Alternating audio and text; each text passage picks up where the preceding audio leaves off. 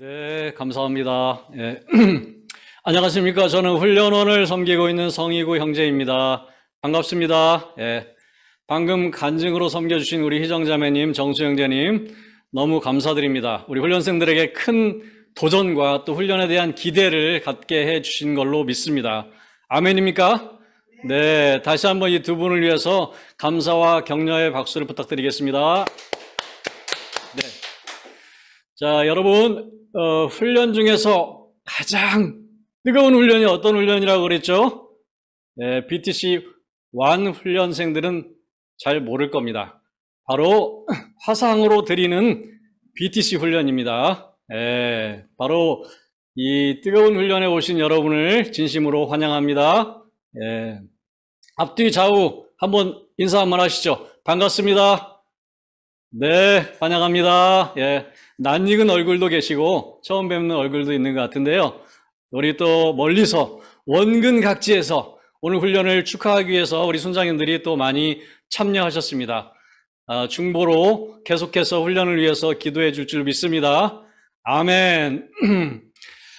자, 우리 비대면 환경이 2년 이상 지속되고 있습니다. 벌써 우리 BTC 훈련도 이번에 4번째로 비대면 훈련을 진행하는 것 같습니다. 엊그제 같은데 이제는 비대면이 익숙해지는 것 같기도 하고요. 때로는 불편하고 힘든 부분이 많이 있지만 그래도 하나님께서는 이 비대면의 상황 속에서 많은 은혜를 우리에게 부어주셨다고 믿습니다.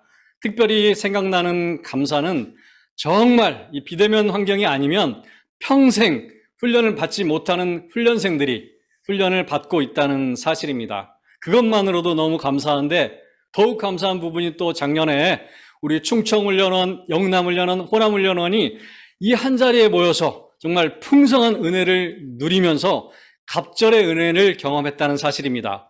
아멘. 예, 얼마나 감사한지 모릅니다. 이후로도 이번 훈련을 통해서 부어주실 하나님의 은혜가 기대되지 않습니까? 다시 한번 하나님께 그러면 감사와 영광의 박수를 한번 올려드리기 원합니다. 감사합니다. 예. 자, 오늘 준비한 말씀을 잠깐 나누길 원합니다. 본문 말씀은 누가복음 14장 25절에서 35절인데요.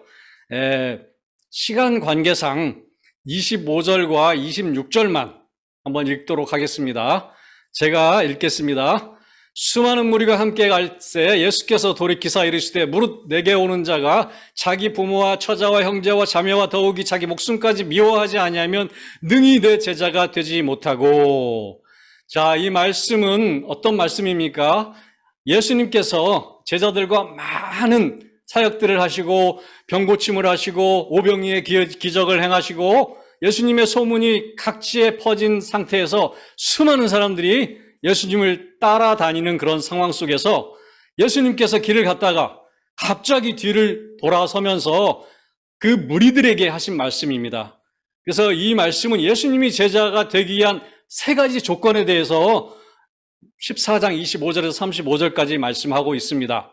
그러나 이 중에서 3가지 말씀 중에서 예수님이 제자가 되기 위한 첫 번째 말씀이 바로 26절 말씀입니다. 26절 말씀만 같이 오늘은 나누길 원합니다. 제가 다시 한번 읽어볼까요? 무릇 내게 오는 자가 자기 부모와 처자와 형제와 자매와 더욱이 자기 목숨까지 미워하지 않으면 능히 내 제자가 되지 못하고. 예수님이 제자가 되려면 어떻게 해야 된다고요? 부모를 미워하고 처자를 미워하고 형제 자매를 미워해야지 제자가 될 수 있다는 말입니다. 정말 충격적인 말씀 아닙니까? 놀랍지 않아요? 네, 별로 놀라지 않는 여러분의 표정을 보고 더욱 놀랄 수밖에 없습니다. 얼마나 놀라운 말씀인지 몰라요. 어떻게 이렇게 부모를 미워하고 처자를 미워하고 형제 자매를 미워하고 거기다가 자기 목숨까지 미워하면서 가야지 예수님의 제자가 될 수 있다는 말이죠. 아마 초신자나 교회를 처음 온 사람이 이 말씀을 접했을 때는 아마 다시는 교회 가면 안 되겠다 하고 떠나지 않을까 이런 생각까지 듭니다. 아마 성경을 좀 아시는 분이 볼 때도 하나님은 사랑의 하나님이시고 또 이웃을 사랑하라 하셨고 예수님의 가장 큰 계명이 하나님 사랑, 이웃 사랑이고 또 십계명에도 부모님을 공경하라고 하셨고 이런 말씀들이 나오고 또 원수까지 사랑하라고 했는데 갑자기 미워하라는 말씀이 나오니까 당황할 수밖에 없을 것 같습니다. 너무 이상하지 않아요? 아마 이 말씀은 또 이단, 특히 신천지 같은 이단들이 많이 활용하는 말씀입니다. 정말 예수를 믿으려면 부모를 미워하고 부모를 버리기까지 해야 된다라고 하면서 이 말씀 때문에 많은 분들이 가정이 깨어지고 또 불화가 생긴 경우가 많이 있어요. 우리는 이 말씀을 좀 정확히 이해할 필요가 있다고 생각합니다. 좀 더 이 말씀을 이해하기 위해서는 미워하다라는 그 부분을 좀 더 찾아볼 필요가 있어요. 여기서 미워하다라는 말은 사실은 그 당시 이스라엘의 언어적 습관, 이 셈 계열이 바로 이스라엘 계열인데 아브라함의 큰아들 셈의 자손들인데 그 전통적으로 내려오는 언어적 습관이 미워하다라는 말은 덜 사랑하다를 강조하기 위해서 쓰는 말이 바로 미워하다라는 말입니다. 그래서 두 번째로 사랑하다, 두 번째로 순서가 되다 이런 의미로 쓰여졌다고 합니다. 그렇다면 이 말씀의 뜻은 무엇이에요? 예수님의 제자가 되려면 예수님을 가장 사랑하고 나머지는 다 두 번째가 되어야 된다는 말씀이시죠. 예수님을 사랑의 우선순위, 삶의 최우선순위가 되어야만 제자의 삶을 살 수 있다는 말씀입니다. 그래서 우리가 이 부분은 가장 제자의 삶을 살기 위해서는 우리가 붙잡아야 될, 놓쳐서는 안 된 가장 중요한 말씀이라고 저는 생각합니다. 성경에 또 비슷한 표현이 있습니다.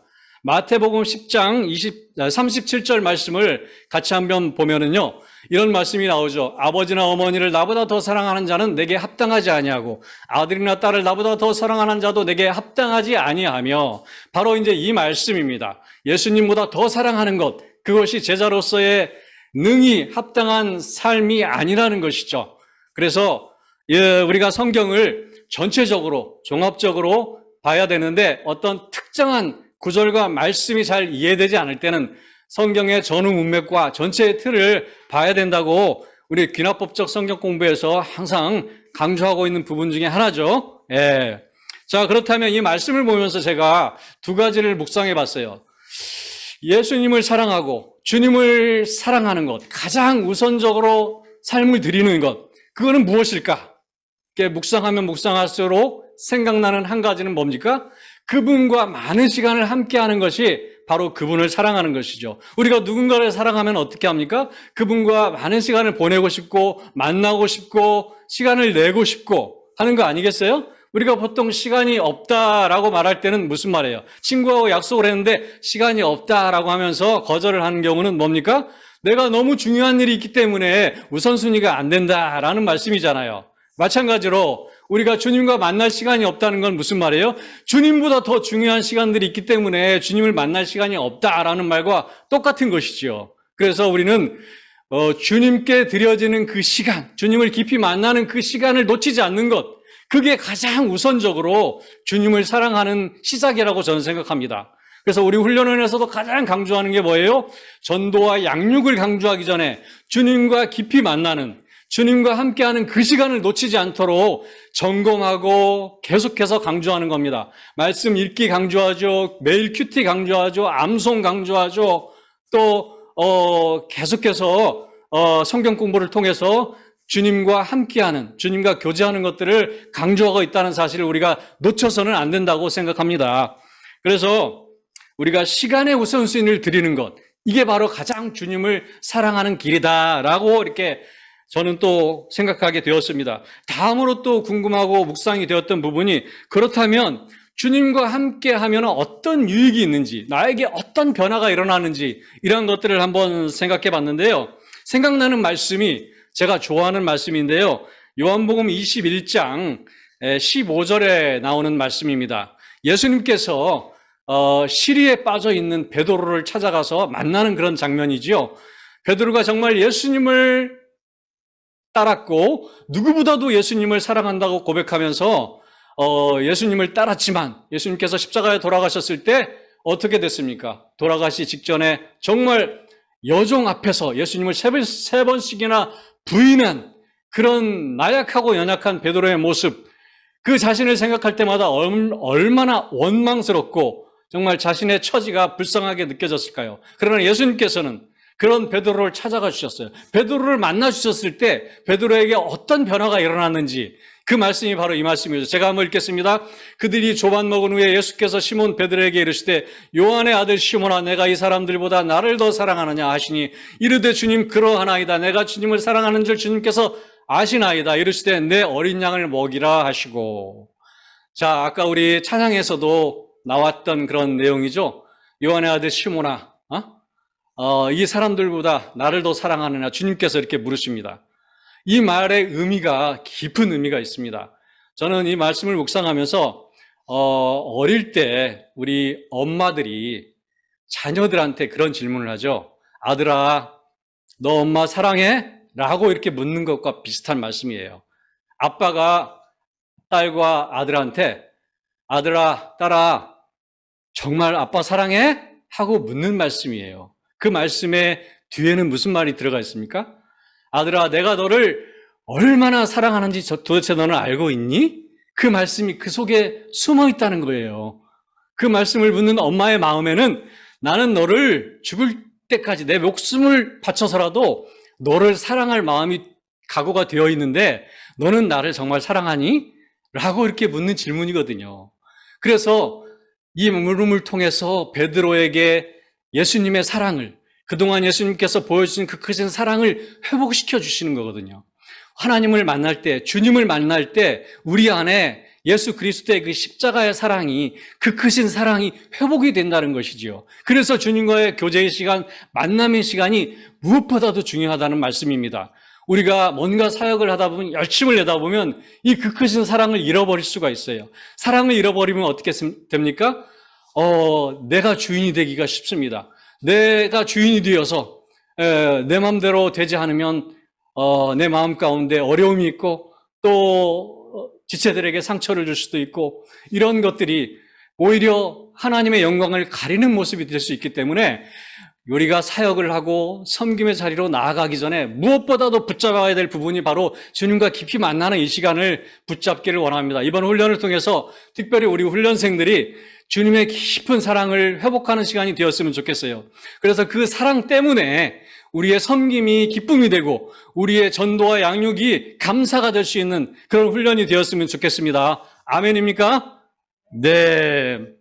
자, 이번에 훈련을 통해서 삶의 우선순위가 분명해지고 정말 예수님의 그 사랑 안에서 우리가 기쁨으로 섬기는 훈련 되기를 원합니다. 예수님께서 공생의 기간 동안에 정말 많은 무리들이 예수님을 따랐지만 예수님의 유일한 관심은 제자들이었어요. 제자들. 그래서 이 제자들에게 높은 수준을 요구하고 있습니다. 무리와 제자의 차이가 뭔지 잘 아시죠? 무리와 제자는 겉으로 보기에는 굉장히 열심히 있어요. 무리들도 예수님을 열심히 따랐습니다. 그러나 뭐가 다릅니까? 결정적일 때, 고난이 왔을 때, 어려움이 생겼을 때 예수님을 떠나갔습니다. 자기의 필요와 유익을 얻지 못할 때 예수님을 떠나가요. 그러나 제자들은 어떻게 합니까? 어떤 상황에 관계없이 끝까지 예수님을 붙잡고 나아가는 게 바로 제자의 삶이라는 것이죠.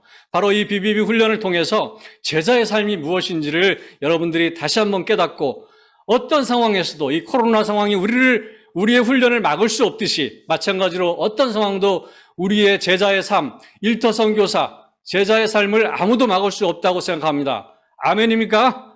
아멘. 네, 그런 마음으로 달려갈 수 있는 저와 여러분이 되었으면 좋겠습니다. 그래서 예수님께서 이 제자에게 특별히 관심을 가진 이유는 뭡니까? 바로 예수님께서 그토록 원하는 인류를 구원하고 또 지상명령 성취, 예수님께서 정말 당부하고 싶은 말씀, 사역을 계승시키기 위해서 감당할 수 있는 사람, 바로 그가 제자만이 가능하기 때문이지요. 바로 이 말씀이죠. 너무 잘 아는 말씀, 마태복음 28장 19, 20절 말씀. 그러므로 너희는 가서 모든 민족을 제자 삼아 아버지와 아들과 성령의 이름으로 세례를 베풀고 내가 너에게 분부한 모든 것을 가르쳐 지키게 하라. 볼지어다 내가 세계상 끝날까지 너희와 항상 함께 있으리라 하시리라. 바로 이 말씀을 주기 위해서, 이 말씀을 붙잡고 평생 살아가도록 하기 위해서 제자에게 특별한 관심을 가지고 계셨던 것이지요. 제자만이 이 일을 할 수 있기 때문에, 제자는 제자를 낳을 수 있기 때문에, 또 다른 제자를 재생산할 수 있기 때문에, 그래서 예수님은 많은 무리보다 정말 많은 무리가 떠나가도 잡지 않았습니다. 예수님의 사역은 사람을 세우는 사역이에요. 요즘 같으면 정말 무리도 좋으니 한 사람이라도 와달라, 그런 마음이 생길지 모르지만 우리는 사역의 방향과 본질을 분명히 해야 된다고 생각합니다. 그럴 때일수록 우리는 본질로 돌아가고 우리의 방향을 새롭게 하면서 정말 사람을 세우고 있는지, 우리가 어디에 집중하고 있는지, 우리의 열심이 어디로 가고 있는지를 점검할 수 있는 그런 시간들이 되었으면 좋겠습니다. 제가 마무리 기도하고 마치도록 하겠습니다. 사랑의 아버지 하나님 감사합니다. 오늘 귀한 훈련 가운데 우리 훈련생들을 보내주시니 감사드립니다. 우리의 선택으로, 나의 의지로 여기까지 온 것 같지만 하나님의 크신 은혜와 인도하심이 있음을 믿습니다. 이번 훈련을 통해서 주님의 제자로, 일터 선교사로 정말 아름답게 준비되고 세워지길 원합니다. 그러나 무엇보다 주님을 더욱 사랑하는 자 되게 하여 주시옵소서. 삶의 우선순위가 분명해지게 하여 주시옵소서. 예수님의 그 크신 사랑 때문에 끝까지 기쁨으로 사역하고 섬길 수 있는 우리 모두가 될 수 있도록 인도하여 주시옵소서. 존귀하신 예수님의 이름으로 기도합니다. 아멘.